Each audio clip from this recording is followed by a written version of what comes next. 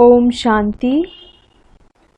20 मई 2020 की बाप दादा की साकार मुरली के सार में बाबा ने कहा, मीठे बच्चे धंधा आदि करते भी सदा अपनी गॉडली स्टूडेंट लाइफ और स्टडी याद रखो। स्वयं भगवान हमको पढ़ाते हैं, इस नशे में रहो। प्रश्न है आज का, जिन बच्चों को ज्ञान अमृत हजम करना आता है उनकी निशानी क्या होगी? उत्तर, उन्हें सदा रूहानी नशा चढ़ा रहेगा और उस नशे के आधार पर सबका कल्याण करते रहेंगे। कल्याण करने के सिवाय दूसरी कोई बात करना भी उन्हें अच्छा नहीं लगेगा। कांटों को फूल बनाने की ही सेवा में बिजी रहेंगे। ओम शांति। अब मुरली विस्तार से। अब तुम बच्चे यहाँ बैठे हो और यह भी जानते हो कि अभी हम पाठधारी हैं। 84 जन्मों का चक्र पूरा किया है। यह तुम बच्चों की स्मृति में आना चाहिए। जानते हो कि बाबा आया हुआ है हमको फिर से राज्य प्राप्त कराने व तमो प्रधान से सतो प्रधान बनाने। यह बातें सिवाय बाप के और कोई समझाएंगे नहीं। तुम जब यहाँ बैठते हो तो तुम जैसे स्कूल में बैठे हो, बाहर हो तो स्कूल में ही नहीं हो। जानते हो यह ऊंच से ऊंच रूहानी स्कूल है। रूहानी बाप बैठ पढ़ाते हैं। पढ़ाई तो बच्चों को याद आनी चाहिए ना। या भी बच्चा ठहरा, इनको अथवा सभी को सिखलाने वाला वह बाप है। सब मनुष्य मात्र की आत्माओं का बाप वह है। वह आकर शरीर का लोन लेकर तुमको समझा रहे हैं, रोज समझाते हैं। यहाँ जब बैठते हो तो बुद्धि में स्मृति रहनी चाहिए कि हमने 84 का जन्म लिए। हम विश्व के मालिक थे, देवी देवता थे, फिर पुनर्जन्म लेते लेते आकर पट पड़े हैं। भारत कितना सॉल्वेंट था, सारी स्मृति आई है। भारत की ही कहानी है, साथ साथ अपनी भी। अपने को फिर भूल न जाओ। हम स्वर्ग में राज्य करते थे, फिर हमको 84 जन्म लेने पड़े। यह सारा दिन स्मृति में लाना पड़े। धंधा आदि करते स्टडी तो याद आनी चाहिए ना। कैसे हम विश्व के मालिक थे, फिर हम नीचे उतरते आए। बहुत सहज है, परंतु यह याद भी कोई को रहती नहीं। आत्मा पवित्र ना होने के कारण याद खिसक जाती है। हमको भगवान पढ़ाते हैं, यह याद खिसक जाती है। हम बाबा के स्टूडेंट हैं। बाबा कहते रहते हैं, याद की यात्रा पर रहो। बाप हमको पढ़ाकर यह बना रहे हैं। सारा दिन यह स्मृति आती रहे। बाप ही स्मृति दिलाते हैं, यही भारत था ना। हम सो देवी देवता थे, सो अब असुर बने हैं। पहले तुम्हारी भी बुद्धि आसुरी थी। अब बाप ने ईश्वरी बुद्धि दी है, परंतु फिर भी कोई कोई की बुद्धि में बैठता नहीं है, भूल जाते हैं। बाप कितना नशा चढ़ाते हैं। तुम फिर से देवता बनते हो तो वह नशा रहना चाहिए ना। हम अपना राज्य ले रहे हैं, हम अपना राज्य करेंगे। कोई को तो बिल्कुल नशा चढ़ता नहीं। ज्ञान अमृत हजम ही नहीं होता। जिन्हें नशा चढ़ा हुआ होगा उन्हें किसका कल्याण करने के सिवाय दूसरी कोई बात करना भी अच्छा नहीं लगेगा। फूल बनाने की सर्विस में ही लगे रहेंगे। हम पहले फूल थे, फिर माया ने कांटा बना दिया, अब फिर फूल बनते हैं। ऐसी ऐसी बातें अपने से करनी चाहिए। इस नशे में रह तुमको किसको भी समझाएंगे तो झट कोई को तीर लगेगा। भारत गार्डन ऑफ अल्लाह था, अब पतित बन गया है। हम ही सारे विश्व के मालिक थे। कितनी बड़ी बात है। फिर हम क्या बन गए हैं, कितना गिर गए हैं। हमारे गिरने और चढ़ने का यह नाटक है। यह कहानी बाप बैठ सुनाते हैं, वह है झूठी, यह है सच्ची। बस सत्यनारायण की कथा सुनाते हैं। समझते थोड़े ही हैं कि हम कैसे चढ़े फिर कैसे गिरे हैं। यह बाप ने सच्ची सत्यनारायण की कथा सुनाई है। राजाई कैसे गवाई, यह सारी है अपने ऊपर। आत्मा को अभी मालूम पड़ा है कि हम कैसे अब बाप से राजाई ले रहे हैं। बाप यहाँ पूछते हैं तो कहते हैं, हाँ नशा है, फिर बाहर जाने से कुछ भी नशा नहीं रहता। बच्चे खुद समझते हैं, भल हाथ तो उठाते हैं, परंतु चलन ऐसी है जो नशा रह न सके। फीलिंग तो आती है ना। बाप बच्चों को स्मृति दिलाते हैं, बच्चे तुमको मैंने राजाई दी थी, फिर तुमने गवा दी। तुम नीचे उतरते आए हो, क्योंकि यह नाटक है चढ़ने और उतरने का। आज राजा हैं, कल उसको उतार देते हैं। अखबार में बहुत ऐसी ऐसी बातें पढ़ती हैं, जिसका रिस्पॉन्ड दिया जाए तो कुछ समझें। यह नाटक है, या याद रहे तो भी सदैव खुशी रहे। बुद्धि में है ना। आज से 5000 वर्ष पहले शिव बाबा आया था, आकर राजयोग सिखलाया था, लड़ाई लगी थी। अभी यह सब राइट बातें बाप सुनाते हैं। यह है पुरुषोत्तम युग। कलयुग के बाद यह पुरुषोत्तम युग आता है। कलयुग को पुरुषोत्तम युग नहीं कहेंगे, सतयुग को भी नहीं कहेंगे। आसुरी संप्रदाय और दैवी संप्रदाय कहते हैं, उनके बीच का है संगम युग। जबकि पुरानी दुनिया से नई दुनिया बनती है, नई से पुरानी होने में सारा चक्र लग जाता है। अभी है संगम युग। सतयुग में देवी देवताओं का राज्य था, अब वह है नहीं। बाकी अनेक धर्म आ गए हैं। यह तुम्हारी बुद्धि में रहता है। बहुत हैं जो 6-8 मास 12 मास पढ़कर फिर गिर पड़ते हैं, फेल हो पड़ते हैं, भल पवित्र बनते हैं, परंतु पढ़ाई नहीं करते तो फंस पड़ते हैं। सिर्फ पवित्रता भी काम नहीं आती।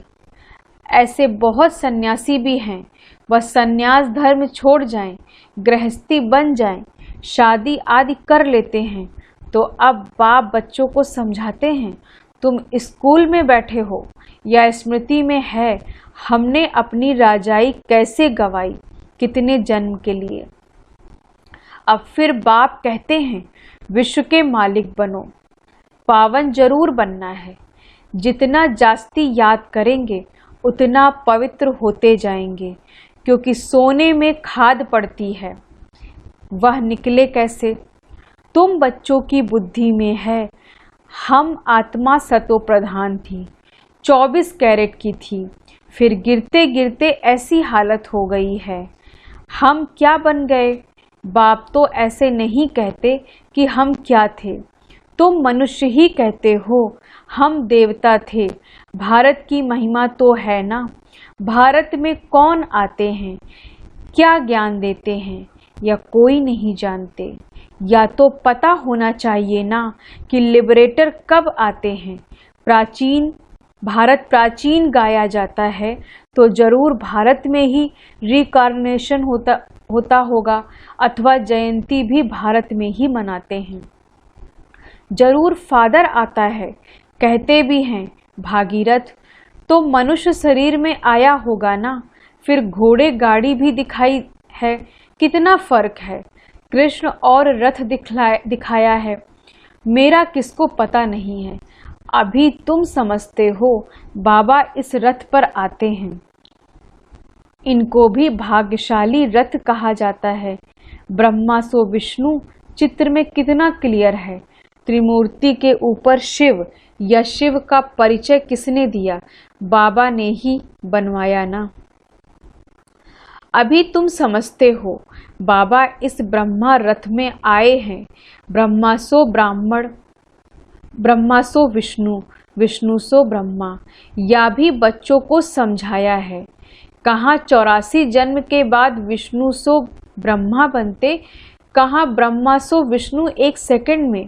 वंडरफुल बातें हैं ना बुद्धि में धारण करने की। पहले पहले समझना होता है बाप का परिचय। भारत स्वर्ग था जरूर, हेवनली गॉडफादर ने स्वर्ग बनाया होगा। यह चित्र तो बड़ा फर्स्ट क्लास है। समझाने का शौक चाहिए ना, बाप को भी शौक है। तुम सेंटर्स पर भी ऐसे समझाते रहते हो, यहाँ तो डायरेक्ट बाप है। बाप आत्माओं को बैठ समझाते हैं। आत्माओं के समझाने और बाप के समझाने में फर्क तो जरूर रहता, इसलिए यहाँ सम्मुख आते हैं सुनने लिए। बाप ही घड़ी घड़ी बच्चे बच्चे कहते हैं। भाई भाई का इतना असर नहीं रहता जितना बाप का रहता। यहाँ तुम बाप के सम्मुख बैठे हो, आत्माएं और परमात्माएं मिलते हैं तो इसको मेला कहा जाता है।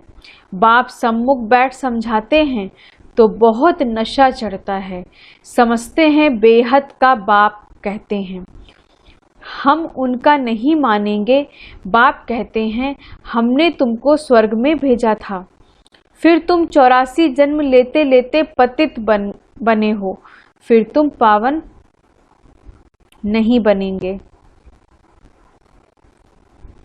आत्माओं को कहते हैं, कोई समझते हैं बाबा सच कहते हैं, कोई तो झट कहते बाबा हम पवित्र क्यों नहीं बनेंगे। बाप कहते हैं मुझे याद करो तो तुम्हारे पाप कट जाएंगे, तुम सच्चा सोना बन जाएंगे। मैं सभी का पतित पावन बाप हूँ। तो बाप की समझानी और आत्माओं की, बच्चों की समझानी में कितना फर्क है। समझो कोई नए आ जाते हैं, उनमें भी जो यहाँ का फूल होगा तो उनको टच होगा, या कहते ठीक है तो यहाँ का नहीं होगा तो समझेगा नहीं। तो तुम भी समझाओ। हम आत्माओं को बाप कहते हैं तुम पावन बनो। मनुष्य पावन बनने के लिए गंगा स्नान करते हैं, गुरु करते हैं, परंतु पतित पावन तो बाप ही है। बाप आत्माओं को कहते हैं कि तुम कितने पतित बन गए हो, इसलिए आत्मा याद करती है कि आकर पावन बनाओ। बाप कहते हैं मैं कल्प कल्प आता हूँ, तुम बच्चों को कहता हूँ या अंतिम जन्म पवित्र बनो या रावण राज्य खत्म होना है। मुख्य बात है ही पावन बनने की। स्वर्ग में विष होता नहीं। जब कोई आते हैं तो उनको यह समझाओ कि बाप कहते हैं अपने को आत्मा समझ मुझ बाप को याद करो तो पावन बन जाएंगे, खाद निकल जाएगी। मन मना भव अक्षर याद है ना। बाप निराकार है, हम आत्मा भी निराकार हैं। जैसे हम शरीर द्वारा सुनते हैं, बाप भी इस शरीर में आकर समझाते हैं। नहीं तो कैसे कहें कि माँ मेकम याद करो। देह के सभी संबंध छोड़ो, जरूर यहाँ आते हैं। ब्रह्मा में प्रवेश करते हैं, प्रजापिता अब प्रैक्टिकल में हैं। इन द्वारा हमको बाप ऐसे कहते हैं, इस बेहद के बाप की ही मानते हैं। वह कहते पावन बनो, पतितपना छोड़ो, पुरानी देह के अभिमान को छोड़ो, मुझे याद करो तो अंतमति सो गति हो जाएगी, तुम लक्ष्मी नारायण बन जाएंगे। बाप से बेमुख करने वाला मुख अवगुण है। एक दूसरे का पर चिंतन करना, इविल बातें सुनना और सुनाना। बाप का डायरेक्शन है तुम्हें इविल बातें सुननी नहीं है। इनकी बात उनको, उनकी बात इनको सुनाना। यह धूतीपना तुम बच्चों में नहीं होना चाहिए। इस समय दुनिया में सभी विपरीत बुद्धि है ना, सिवाय राम के दूसरी कोई बात सुनाना उसको धूतीपना कहा जाता है। अब बाप कहते हैं यह धूतीपना छोड़ो। तुम सभी आत्माओं को बताओ कि हे सीताएं, तुम एक राम से योग लगाओ। तुम हो मैसेंजर या मैसेज दो कि बाप ने कहा है मुझे याद करो बस। इस बात के सिवाय बाकी सब है धूतीपना। बाप सब बच्चों को कहते हैं धूतीपना छोड़ दो। सभी सीताओं का एक राम से योग जुड़वाओ। तुम्हारा धंधा ही यह है, बस यह पैगाम देते रहो। बाप आया हुआ है, कहते हैं तुमको गोल्डन एज में जाना है। अब इस आयरन एज को छोड़ना है। तुमको वनवास मिला हुआ है, जंगल में बैठे हो ना। वन जंगल को कहा जाता है। कन्या की जब शादी होती तो वन में बैठती है, फिर महल में जाती है। तुम भी जंगल में बैठे हो, अब ससुर घर जाना है। इस पुरानी देह को छोड़ना है। एक बाप को याद करो, जिनकी विनाश काले विपरीत बुद्धि है वह तो महल में जाएंगे, बाकी विपरीत का है वनवास, जंगल में वास है। बाप तुम बच्चों को भिन्न भिन्न रीति से समझाते हैं। जिस बाप ने इतनी बेहद की बादशाही ली है, उनको भूल गए हो तो वनवास में चले गए हो। वनवास और गार्डनवास बाप का नाम ही है बागवान। परंतु जब कोई की बुद्धि में आए भारत में ही हमारा राज्य था, अभी नहीं है, अभी तो वनवास है, फिर गार्डन में चलते हैं। तुम यहाँ बैठे हो तो बुद्धि में है हम बेहद के बाप से अपना राज्य ले रहे हैं। बाप कहते हैं मेरे साथ प्रीत रखो, फिर भी भूल जाते हो। बाप उल्हाना देते हैं, तुम मुझ बाप को कहाँ तक भूलते रहेंगे। फिर गोल्डन एज में कैसे जाएंगे? अपने से पूछो हम कितना समय बाबा को याद करते हैं। हम जैसे कि याद की अग्नि में पड़े हैं, जिससे विकर्म विनाश होते हैं। एक बाप से प्रीत बुद्धि होना है। सबसे फर्स्ट क्लास माशूक है जो तुमको भी फर्स्ट क्लास बनाते हैं। कहाँ थर्ड क्लास में बकरियों मिसल ट्रेवल करना, कहाँ एयर कंडीशन में, कितना फ़र्क है। यह सब विचार सागर मंथन करना है तो तुमको मज़ा आएगा। यह बाबा भी कहते हैं, मैं भी बाबा को याद करने के लिए बहुत माथा मारता हूँ। सारा दिन ख्यालात चलती रहती। तुम बच्चों को भी यही मेहनत करनी है। अच्छा, मीठे मीठे सिखी लधे बच्चों प्रति मात पिता बाप दादा का याद प्यार और गुड मॉर्निंग। रूहानी बाप की रूहानी बच्चों को नमस्ते। हम रूहानी बच्चों को की रूहानी बाप दादा को गुड मॉर्निंग, नमस्ते नमस्ते नमस्ते। धारणा के लिए मुख्य सार। पहली पॉइंट, किसी को भी एक राम बाप की बातों के सिवाय दूसरी कोई भी बातें नहीं सुनानी है। एक की बात दूसरे को सुनाना, परिचिंतन करना यह धूतीपना है, इसे छोड़ देना है। दूसरी पॉइंट, एक बाप के साथ प्रीत रखनी है। पुरानी देह का अभिमान छोड़ एक बाप की याद में स्वयं को पावन बनाना है।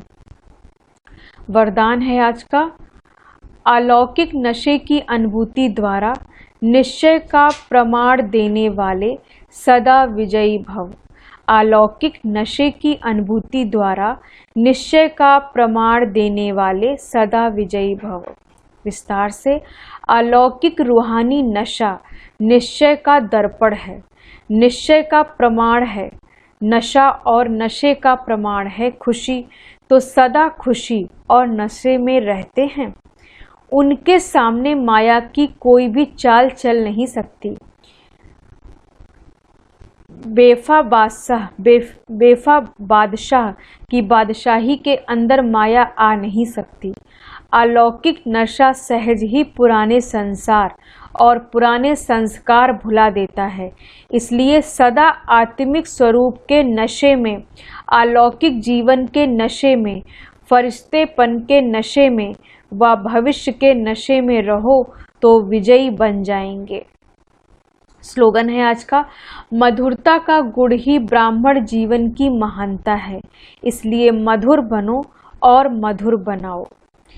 मधुरता का गुण ही ब्राह्मण जीवन की महानता है, इसलिए मधुर बनो और मधुर बनाओ। ओम शांति।